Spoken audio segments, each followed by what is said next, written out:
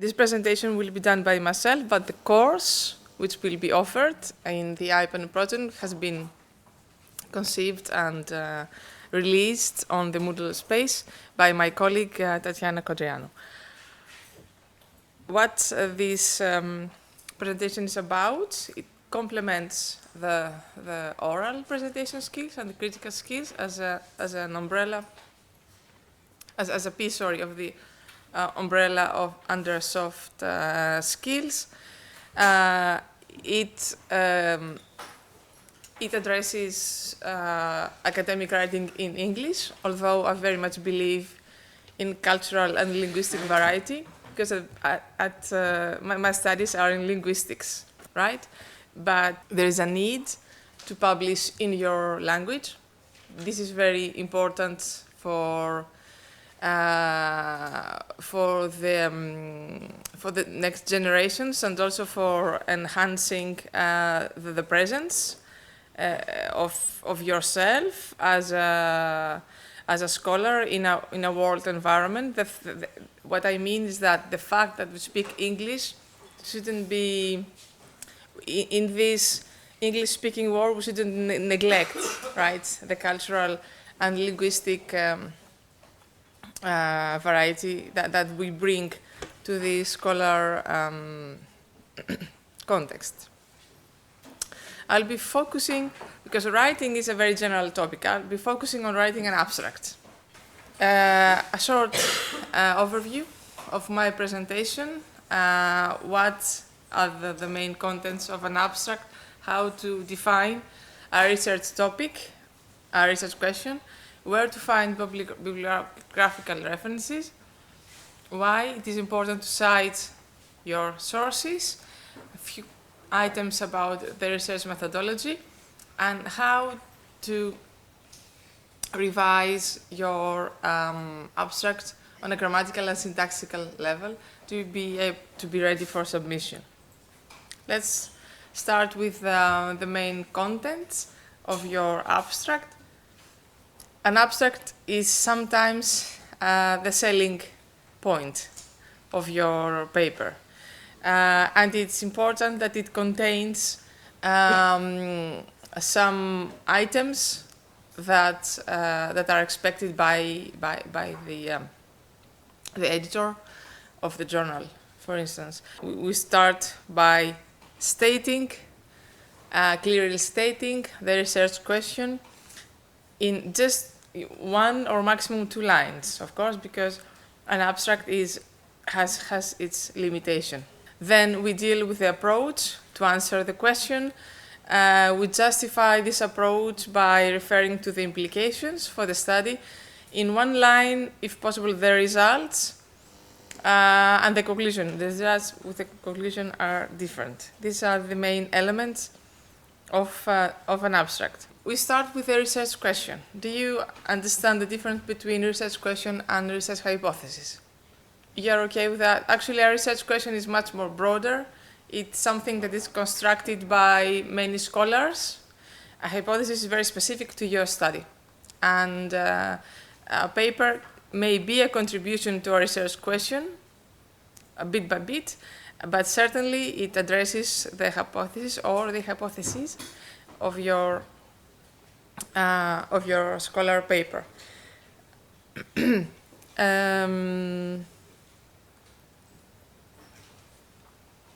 Some key messages about the abstract, but also they are relevant for papers. It's important to consider the context in which you carry out your study, and you justify your choices. Your choices may be the most adequate, but still you need to justify, because there is a variety of other choices vis-a-vis of which you situate yourself. In written discourse, we avoid jargon, subjective words, and adjectives. Some questions that may guide you in your written production. What is my research question? What is the context of my research? Can I justify my research methodology? Am I able to explain my choices in writing? and what are the results?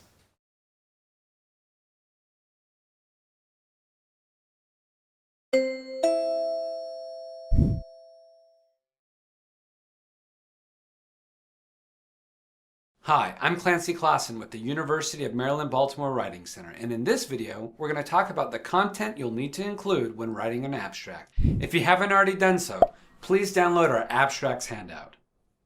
Most abstracts contain 4 sections: the problem and purpose, the methods, the results, and the conclusions and implications. Hey, that looks familiar. My papers are organized the same way.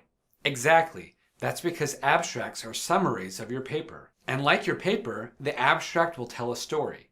There was a problem, we set out to do something or learn something about it. This is what we did, this is what we found, and this is what that means. Okay, makes sense. Who doesn't love a good story? So let's take a closer look at each of those sections. First, the problem and purpose. The opening sentences of your abstract need to seize your reader's attention. So clearly state the problem and clearly state your purpose. Don't be afraid to start your purpose sentence with the phrase, "The purpose of this study is to blank."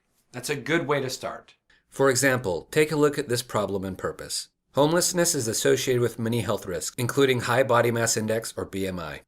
The purpose of the study is to investigate the relationship between homelessness and BMI among Baltimore teenagers. Next, let's talk about your methods. Now, you're not going to have a lot of space to go into great detail about your methodology. If the use of a certain instrument is common in your field, you probably don't need to go into great length about it. So ask yourself, what are the most significant details about my methodology? In other words, what will readers need to know to understand your results and your conclusions? Back to our example. High schoolers around the city anonymously reported their current housing status, height, and weight. Height and weight were then converted to BMI. After your methods come your results. Just like the methods section, you need to ask yourself, what are the most significant results? Focus on the results that relate most strongly to your problem and purpose and to your conclusions and implications. Here are the results in our example. Homelessness was found to be associated with higher BMIs. Last, the conclusions and implications. This section should point back to your problem and purpose. What do your results mean in the context of the problem? So here's the conclusion. Further investigation is needed to determine the causes of high BMIs among youth experiencing homelessness. So there you have it. That's the content of most abstracts. Remember, the details may change, but the overall story, that's going to stay the same. I'm Clancy Klassen. Stay tuned for more videos.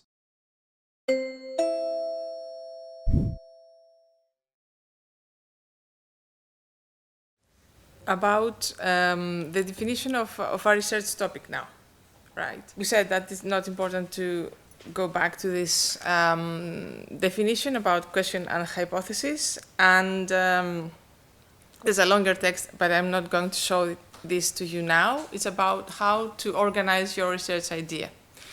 It has a mapping tool. You don't need to have a mapping tool yourself, but it gives you a very good example on how to organize ideas, because I think it's a complex process, right? Putting ideas and organizing them with each other. There are many digital and paper resources around there, okay? Using Google, Wikipedia, Google Scholar, ResearchGate, what are the differences? Google will show the most recent results, but it's not a bibliographical reference, right? It's an information. And this is a distinction that I would like to make with you, that there's a difference between a bibliographical reference and information. Wikipedia is a great source of news and information in general, like Google. Of course, the very big difference is that Google is a search engine and Wikipedia is a collaborative writing effort. Again, it's very, very different. But let's situate both Google and Wikipedia on the information level, right? On the sharing, on the sharing of information in a digital environment. Then when we move into more focused, search about bibliography, then we definitely have Google Scholar and other tools, Scopus, of course, as you mentioned. But I want definitely to make sure that when leaving this presentation, you understand the difference between information and bibliography, because many students of mine very often cite Wikipedia as a source, and this is something which is subject to debate. Okay, I'm not saying it is wrong, but I want to know that when living you have this distinction in your mind, which in other terms can be stated like that. So, caution. Try to differentiate between web pages established by people who have a scientific or professional project, web pages that are conceived by people who have scientific or professional projects, journal websites, researchers' websites, institutional websites, Google Scholar, and other non-professional sources, despite the fact that they are helpful and useful sources. Wikipedia is a useful source, but cannot be mentioned in a bibliography, at least in the humanities, where it is my field. Not in an academic paper. Not in an academic paper. And also information retrieved from Google is very important for you to understand what's happening globally, but then you need to cite an author or authors in your bibliography. This is what I just wanted to say about bibliography. To close the topic about bibliography, short quiz for you. An important paper you're looking for is behind a paywall, or a journal to which your library doesn't have a subscription, or it does not belong exactly to the free access journal in your library. What do you do? The presentation is recorded. I'm warning you. No unofficial options. Contacting the author is one of the options. Yeah. Because it's highly likely that authors do reply now. Another is to look for this paper in Google Scholar, because Google Scholar sometimes give you an alternative version of the same paper. If you find yourself in front of, let's say, Elsevier, and you cannot access this journal, if you copy and paste the title of this article into Google Scholar, then this author may have put his paper on another website. It can be the institutional website, his personal website, or in a social networked space, such as you mentioned, of course, ResearchGate and the networking facility behind. So there are chances that you still are able to locate that. And the all versions option of Google Scholar give you also the possibility of identifying the full paper. Question number 2, you succeeded in locating a free of access electronic copy, but it says preprint. What do? Do you cite it or not? Do you know what preprints are? It's before editing, right? It's after editing, before. Visual. No, it depends on the journal's policy. Who's speaking? Sorry, who's speaking? Yes. Preprints sometimes do not have page numbers, and I think that preprints is an issue depending on the publisher, and also in the area of expertise. Some journals don't accept preprints because they consider that a URL is not a trustworthy source. So I would really recommend to stick to the guidelines of what the editor says, and if he says, I need the page numbers of a paper, then you forget the preprint and you wait for the full paper to be released. Right. About this, the need to cite the authors is the last, perhaps, overlap with your presentation, Kostas. It is a must. It's a must to cite your sources, to give credits to those that you reference, to enable the reader to understand the sources that you used, so to justify your concepts and to build your theory on the topic. In terms of elaboration of your results, it gives a structure on how you contribute to this wealth of previous resources and previous work having been done. Right. You find on the internet a nicely written master thesis. Do you cite it or not? If it's relevant, yes. You must. You must.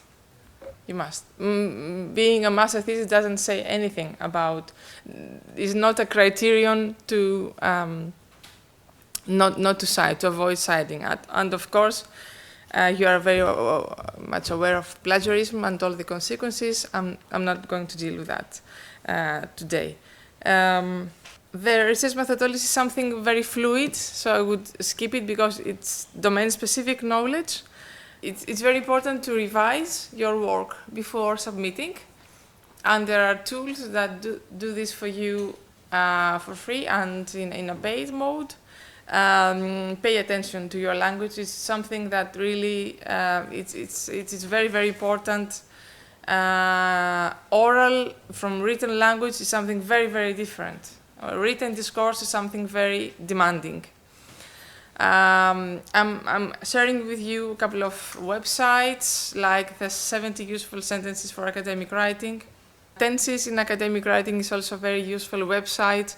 And this, before the last, how to write in an academic style, gives examples of academic discourse and how to match sentences, connectors, using connectors. All of them has been provided by academic institutions, so it's not, commercial at all. They are really helpful guidelines, and I'm making sure you can believe me that I made a good search to find them. It's not just by accident.